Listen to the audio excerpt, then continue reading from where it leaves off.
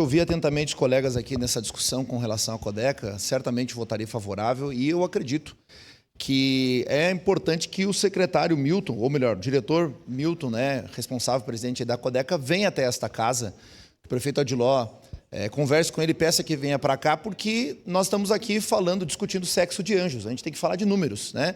A matéria aqui é contábil, a matéria é exata e antes de ser social ela é exata, ela é contábil. Então, acho que a única pessoa aqui que tem formação em contabilidade, até onde eu sei, é o vereador Edson da Rosa.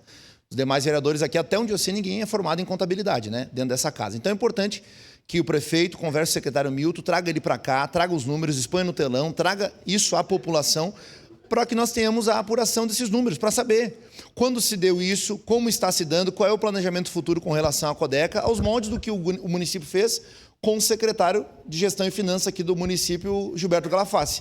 Eu não creio que será necessário um pedido, uma convocação por esta casa para que o secretário Milton venha até aqui.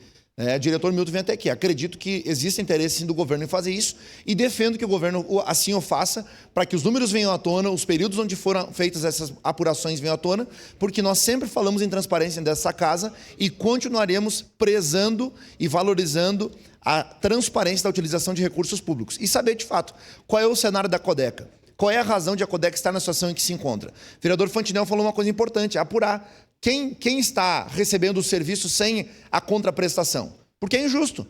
Também discutir qual é o valor da prestação do serviço aqui, discutir com outras cidades na volta. Acho que é importante a gente analisar de maneira casuística, comparando fatos de fato, com perdão da redundância, cidades com o tamanho de Caxias, proporcionalmente falando, para poder chegar a essa conclusão. Porque enquanto nós não tivermos as informações palpáveis, é discussão de sexo de anjos que não leva a lugar nenhum. Obrigado, presidente. Obrigado, vereador Calé.